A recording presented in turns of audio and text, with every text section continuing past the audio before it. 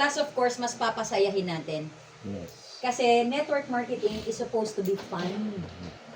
If it's not fun, there's something wrong. Yes. Di ba? Kasi dapat masaya tayo. Tingnan mo yung katabi mo kung masaya. Ay, Meron ba may ngiti sa mga labi? Yes. may laway pa. Alam niyo kung bakit? Because network marketing is all about energy. Tingnan mo Yes. lahat ng top earner. Di ka magtataka ba't sila top earner? Eh, ang lakas ng energy. Tama. At pag malakas ang energy mo, para kang magnet. Yes. Na-attract mo yung tao papunta sa'yo. Yun. Tingnan mo yung kakilala mong walang kakwenta-kwentang energy. Wala rin kaibigan. Tama or tama? Tamang-tama. Kasi, dear, gusto mo bang sumama sa alam mo yun, yung walang ka-energy na kasama? Gusto mo ba yun? Ayaw mo, di ba? Oh, buti na lang, yung mga nandito ngayon, ito yung mga mas papalakasin pa natin yung energy. Yes. Okay? So, number 1, congratulations to everyone because you are at the right time and at the right place. Yes. Okay? I always believe of the word destiny. Everything happens for a good reason. Tama ba? Yes. Okay? Ang networking, dinesign siya para magpayaman ng tao. Yes. Ng kahit na sinong tao. Di ba? Tingnan mo yung katabi mo. Ayaman. Tao ba yan? Tao? Engkanto. Mukhang tao, pero may hayop pa. Buyag. Correct, buyag. So, sobra kaming excited dito. For the past few days, lagi kaming puyat. I think makikita nyo pa rin yung mga ano namin, yung mga eye bags Eye bags. namin. Si Alan, pag nagmi-meeting kami, kalahati ng mata, gising, kalahati tulog. Hanggang umaga, hindi kami magkita-kita in person, nasa Zoom kami, hanggang umaga, hanggang sa nabuo namin ito.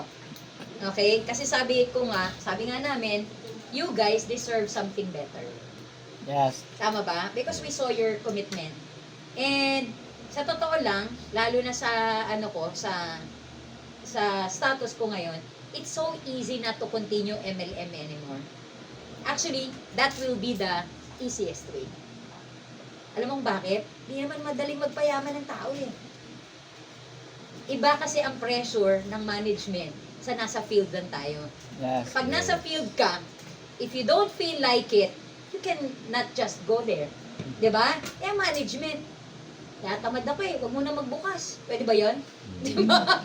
Hindi pwede. So, iba ang pressure ng management sa katulad natin nyo na pag-network. So, mas magaan. Kaya sabi ko nga, if I will choose the easiest way, I rather not be involved with Prospera X. Pero kasi, marunong akong kumanaw ng utang na loob sa industriya na nagpayaman sa akin. Walang-wala ako dati. As in, dating OFW, I don't know if you know my story. Dating magmula grade 2 hanggang second year high school. Siguro ngayon nyo lang ito maririnig kung hindi mo pa ito na-search sa YouTube. Si Chris narinig na to. From grade 2, sino may kotse? Nakakita ng kotse? Meron? Old jokes na yun, tumatawa. Ano na yun eh, OG joke na yun, diba? Tingnan mo si Kira, di na tumatawa. Hindi, kasi... Ano yun? Ano? Okay na kayo? Upo na lang ako. Para nang alam nyo, kasi naniniwala ako, para magsama tayo ng maluwat, mas maganda magkakilala tayo. Yes.